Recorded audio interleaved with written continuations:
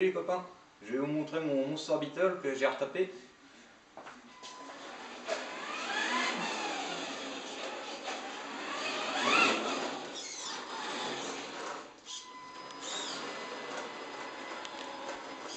Il s'agit d'un Monster Beetle de 86 qui était à l'état d'époque quand je l'ai récupéré.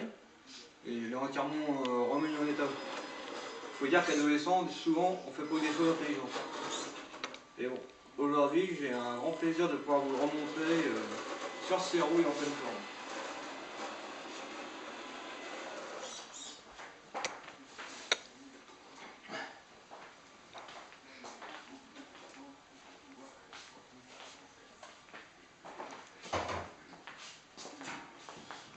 Donc vous avez sûrement reconnu Herbie, la petite coccinelle de Walt Disney.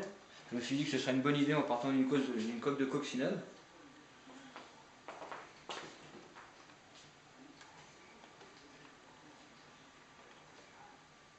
Je me suis débrouillé pour pouvoir lui monter des roues de buggy moderne, donc exit les roues d'origine, et je lui ai monté des roues avec des hexagones, beaucoup plus répandus dans le marché actuel.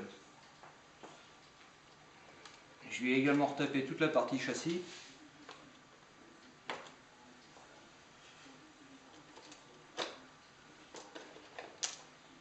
Et quelques pièces sont de mon cru étant donné qu'elles sont difficiles à retrouver, comme les fixations de carrosserie que je vais vous montrer tout de suite.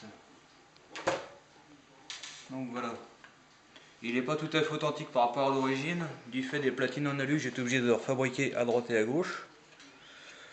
Du rhéostat pour le moteur et du récepteur qui d'origine sur ce modèle sont mécaniques, mais aujourd'hui il est beaucoup plus facile d'avoir de l'électronique, donc je me suis simplifié la vie. Les amortisseurs proviennent d'une Navio Racing, aussi bien à l'avant qu'à l'arrière, pour avoir des amortisseurs hydrauliques de bonne qualité, car les Tamiya sont vraiment trop rigides d'origine. Il a fallu recommander des pièces sur internet en Angleterre, notamment les bras de suspension arrière qui sont difficiles à trouver, et le masque avant de la carrosserie du Monster Beetle qui était vraiment en trop mauvais état, donc du coup j'étais obligé aussi d'en recommander une. Voilà, bientôt je ferai un essai routier dehors, vous montrant la bête complète et en action.